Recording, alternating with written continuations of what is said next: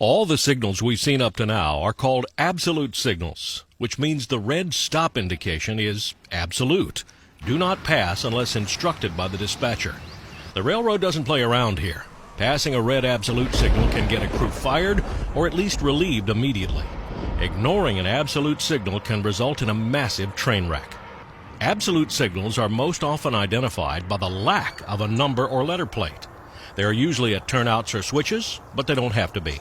They're also called home signals on some railroads.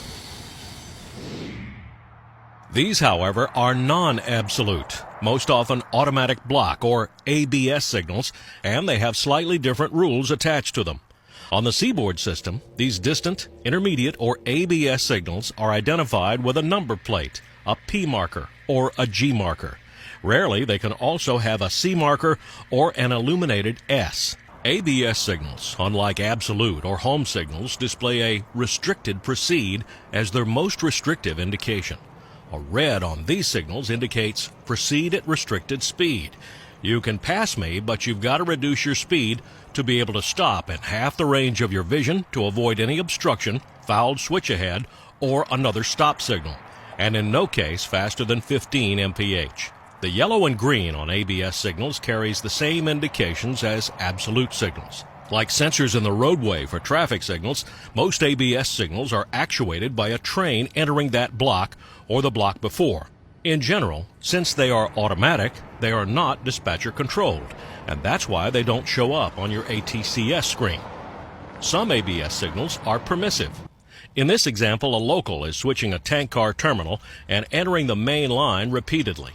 Part of his train is out on the main line and is on the circuit. The train is approaching the block, and the block ahead is empty, so the signal is green. When the engine comes out past the signal and into the block, the signal drops to red. But when the engine backs down onto the spur and exits the block, the signal returns to green. It's all automatic. Milepost A637.9 on the CSX A line just north of Jacksonville, Florida. Note the number plate below the lights, 6379. That identifies the signal, but it also coincides exactly with the milepost location. This ABS signal is named Sutel for the road crossing nearby. But looking northward, it's actually the distant to Densmore crossover and turnout. The number 2, the track signal on the right, is showing a high green. Clear signal, proceed. Over on the number 1 track, the signal is showing a yellow. Approach. Proceed, prepare to stop at the next signal ahead. In seaboard system territory, anything other than a red almost always means a train is coming. In this case, we've got 2. CSXT 10213, lead engine 230, no doubt. The green is for empty hopper train T102, northbound out of Palatka, Florida, returning to Warrior Coal Mine in Manitou, Kentucky.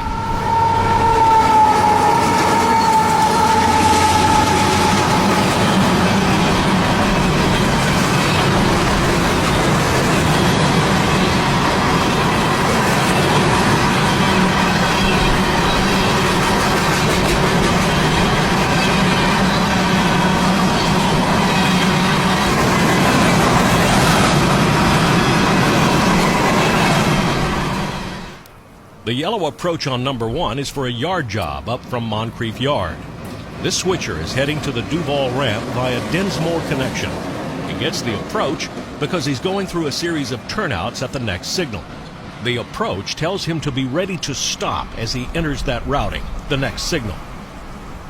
The bottom lights here at Sutel facilitate a flashing green, and coupled with the yellow above give an approach limited speed to cross over at Densmore, or a steady green on the southward side to give an approach medium into the Amtrak station to our south.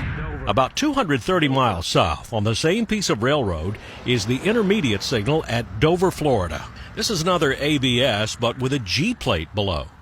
The G indicates grade because this block is in the middle of a long uphill climb from the south. The signal protects the block, but the G lets a train crew know that if this aspect is red, they can keep pulling on by after reducing to restricted speed, thereby avoiding stopping a heavy train on a hill from which it might be hard or impossible to get going again. Interesting to note that on the backside of this signal, it carries a P plate, making this a permissive signal for southbounds headed downhill. A few